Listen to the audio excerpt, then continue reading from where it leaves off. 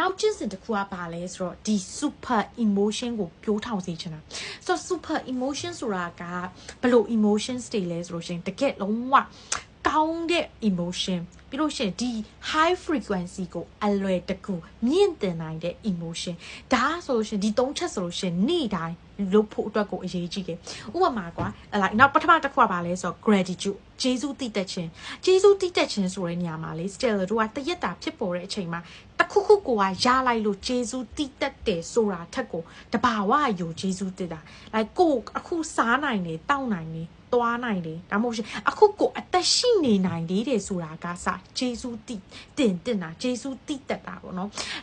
လို့ရှိရင်နောက်ကွာကိုနောက်ဆုံးကွာအကုန်အခုဆိုလို့ရှင်ကတ်တီအရန်စိုက်တယ်ကွာဟုတ်တယ်မလားအဲ့လိုကတ်တီစိုက်တဲ့ဂျားထဲမှာကိုအခုလက်ရှိပြစ်စုံပံမှာကိုဒီဗီဒီယိုလေးကိုကြည့်နိုင်တယ်ဆိုတာကဂျေစုတင်တာအရာတိုင်းအတွက်ကိုက